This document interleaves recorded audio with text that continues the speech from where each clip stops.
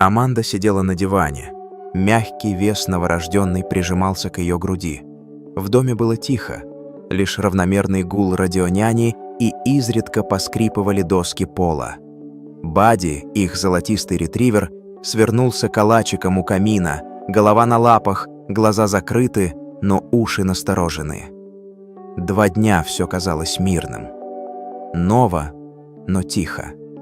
Только на 3-й день Аманда заметила что-то странное.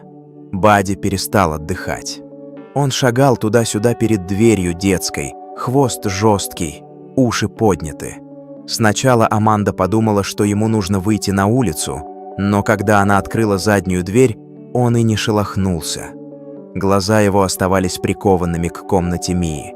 Тело напряжено. Той ночью, когда Аманда вошла в детскую, чтобы переодеть Мию, Бадди последовал прямо за ней. Когда она наклонилась над кроваткой, его рычание остановило ее на месте. Оно было низким и быстрым, едва слышным, но достаточно, чтобы остановить ее руки в воздухе. Она обернулась, удивленная. Бадди стоял, недвижимый, перегородив дверь. Аманда нервно засмеялась и велела ему лечь. Он не двинулся, просто смотрел. Хвост не вилял, глаза не моргали. Что-то в этом заставило ее почувствовать тревогу. Бадди не был агрессивным псом. Он был ее спутником 8 лет.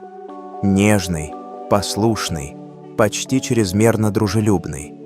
Но это был не он. На следующее утро Эрик вошел в детскую, чтобы взять Мию на кормление. Бадди снова зарычал, на этот раз громче. Потом внезапно резко залаял. Эрик отшатнулся, напуганный. Ребенок заплакал. Аманда вбежала, но Бадди встал между ними и кроваткой. Тело неподвижное, зубы слегка обнажены. Эрик потянулся за его ошейником, но Бадди щелкнул зубами. Не укусил, а предупредил. Аманда оттащила его, сердце колотилось. Ее руки дрожали, когда она вынесла Мию из комнаты. Она пыталась успокоиться. Возможно, Бадди просто приспосабливался. Может, гормоны, смятение, ревность. Позже в тот же день Аманда села в кресло-качалку с Мией. Бадди сел в считанных дюймах от них, смотрел, дышал тяжело, шагал взад-вперед, как будто не мог расслабиться. Когда она поправила одеяло Мии, он подвывал. Когда она встала, он снова залаял.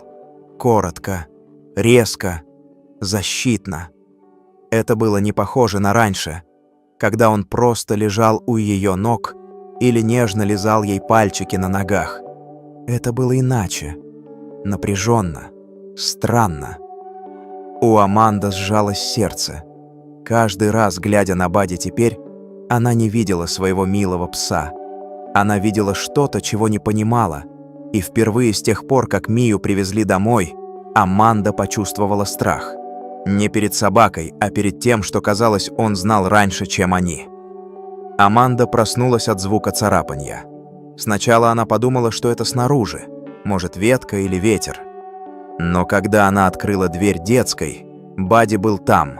Лапы скребли по полу, нос прижат к нижнему углу дверной рамы. Он резко повернулся, увидев ее. Хвост неподвижен, тело низко. Она осторожно перешагнула через него, шепча, что все в порядке. Но когда она наклонилась над кроваткой, Бадди снова зарычал. Негромко, но отчетливо. Аманда застыла. Ее пальцы зависли над одеялом малышки, не зная, стоит ли продолжать. Рычание остановило ее на месте. Позже, в тот же день, Бадди отказался от еды. Он сидел рядом с кроваткой Мии часами, тихо дыша, уши дергались при любом звуке. Аманда пыталась угостить его лакомствами, но он не сдвинулся. Она стояла в коридоре, наблюдая за ним, и тревога еще глубже засела в груди. Ничто в его поведении больше не казалось нормальным. Эрик тоже заметил это. В ту ночь, когда они сидели в гостиной, Бадди лаял с верхнего этажа. Не игриво, не территориально, просто резкие постоянные всплески. Эрик посмотрел на Аманду и сказал, что что-то должно измениться. Может, это ревность. Может, собака не в состоянии принять ребенка. Аманда не ответила. Они начали закрывать Бадди от детской, но это не помогало. Он царапал дверь, скулил, врывался в раму. Нос стал сырым от трения. Когда Аманда открывала дверь, чтобы проверить, он проскальзывал мимо нее и становился на страже у кроватки, напряженный и настороженный. Аманда искала в интернете статьи о агрессивных собаках после появления ребенка, истории о передаче питомцев в другие руки. Один пост на форуме описывал похожую ситуацию и заканчивался строкой, из-за которой у Аманды замирало сердце. «Некоторым собакам просто нельзя доверять с новорожденными». Она закрыла ноутбук. На следующий день, пока Эрик переодевал Мию, Бадди попытался прорваться в комнату. Аманда заблокировала его ногой, но он зарычал и щелкнул воздухом. Эрик обернулся, когда Аманда тянула Бадди за ошейник. В его глазах не было злости. Была паника. Они заперли его в прачечной. Он выл, царапал, когти стучали о металлический барабан сушилки. Аманда сидела на диване, держа Мию, чувствовала ее крошечное сердцебиение против груди. Оно было быстрым, слишком быстрым. Она списала это на собственные нервы, но что-то было не так. Мия ела меньше. Ее кожа казалась горячей обычного. Щеки бледные. Аманда не могла понять, паранойя ли это, или действительно что-то не так. А за дверью Бадди продолжал лаять, как будто знал ответ раньше всех. Аманда стояла у кухонной мойки, глядя на подогреватель бутылочек, словно он мог подсказать, что делать. Мия не съела больше нескольких унций за утро. Она спала слишком долго, ее крики были слабыми и редкими. Аманда приложила тыльную часть руки к колбу малышки. Теплая, теплее, чем вчера. Бадди снова лаял из прачечной. Резко и постоянно. Эрик ходил по гостиной с телефоном в руке, пробормотал что-то о том, чтобы отдать собаку или усыпить. Аманда не отвечала. Ее сердце казалось плавающим, без якоря, тяжелым в самом худшем смысле. Тем вечером Эрик потянулся за Мией, пока Аманда пыталась снять с нее бодик. Она едва шевельнулась. Кожа приобрела странный серовато-розовый оттенок, тело было вялым. Дыхание Аманды прервало. Она посмотрела на Эрика глазами округлившимися. Он спросил, не позвонить ли снова педиатру. Она просто кивнула. Бадди врезался в дверь прачечной так сильно, что рама задрожала. Аманда вздрогнула. Эрик крикнул на собаку, но это только довело Бадди до еще большей паники. Лай не прекращался. Он стал громче, отчаяннее. Такой лай уже не звучал злостью. Он звучал в ужасе. Аманда подняла Мию и почувствовала, насколько она горячая. Слишком горячая. Голова малышки слегка покачивалась на руке Аманды. В груди взорвалась паника. Она позвала Мию по имени. 1 раз, 2.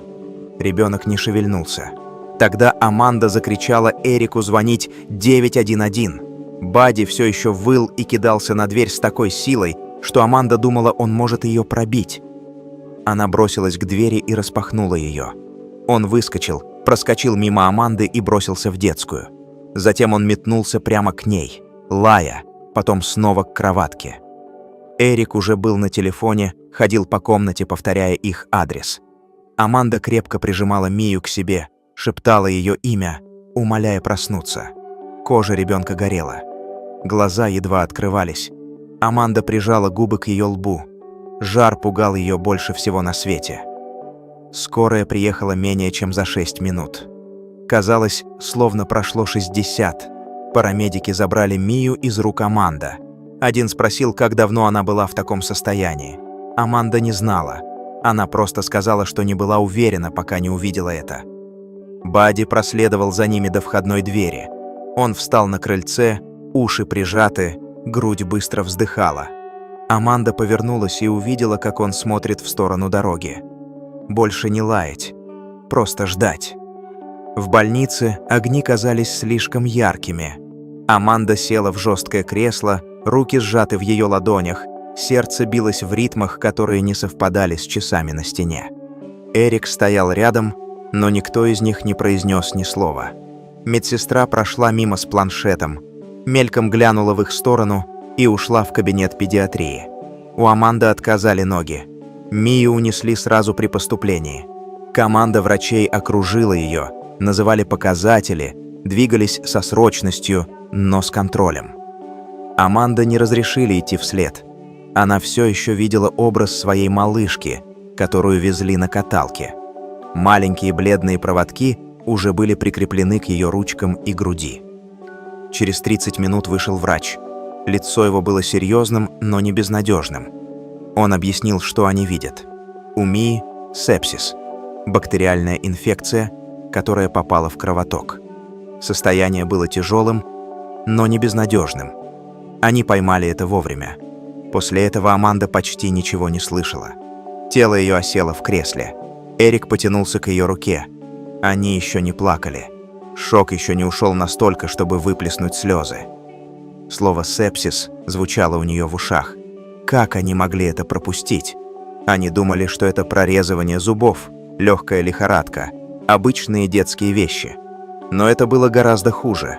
Врач сказал, что инфекция, вероятно, накапливается тихо в течение дней. У детей Мииного возраста иногда не проявляются классические симптомы. Незначительная температура, едва заметные изменения цвета, слабость легко пропустить, если не знаешь, на что смотреть, или если что-то другое не обратит внимания первым. Аманда выпрямилась и спросила врача, могло ли что-то еще вызвать ранние симптомы. Доктор отрицательно покачал головой. Их не было видно до тех пор, пока лихорадка не подскочила и инфекция не пошла быстро. Аманда опустила взгляд на свои руки и вспомнила о Бадди, когда упомянула его. О том, как он вел себя, как рычал, перегородил кроватку, отказывался уходить с места Мии. Доктор приподнял бровь. Он сказал, что слышал о собаках, которые реагируют на приступы, даже на некоторые раковые заболевания, но на инфекции – это редкость. Медсестра вернула их в палату через час. Мия спала, была подключена к капельнице, цвет лица постепенно возвращался. Аманда стояла над кроваткой, глаза горели. Она наклонилась и прошептала «Прости» снова и снова. Когда они вернулись домой позже, той же ночью, Бадди встретил их у двери.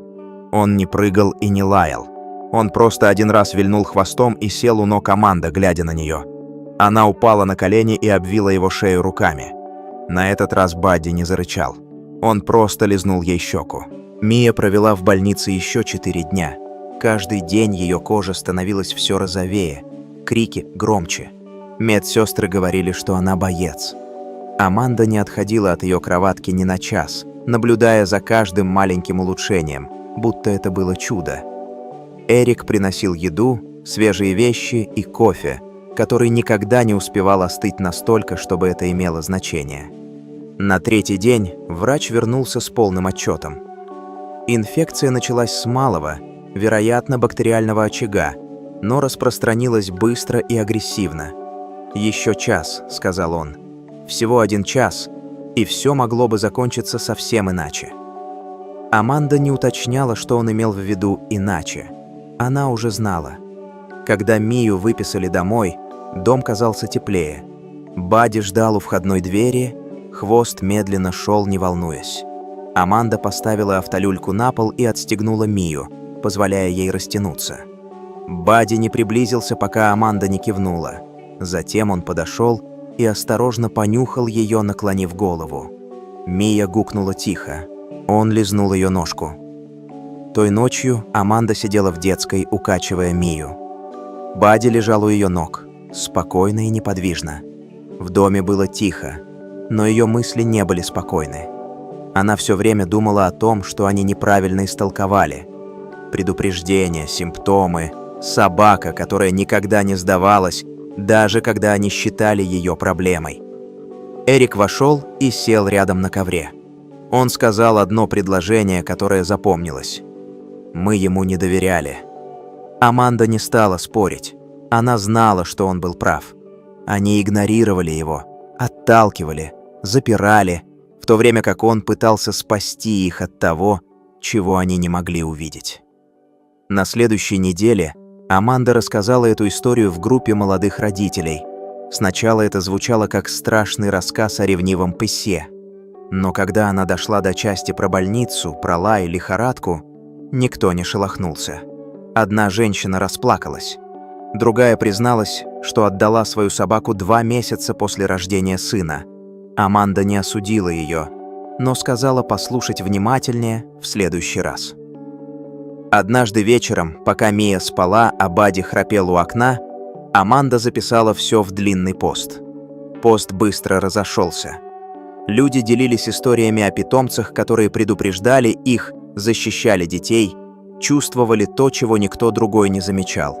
Некоторые говорили, что не верят, другие, что сами жили подобным. Аманда не искала признания. Ей нужно было только, чтобы люди задумались еще раз. Иногда любовь не приходит мягкими толчками.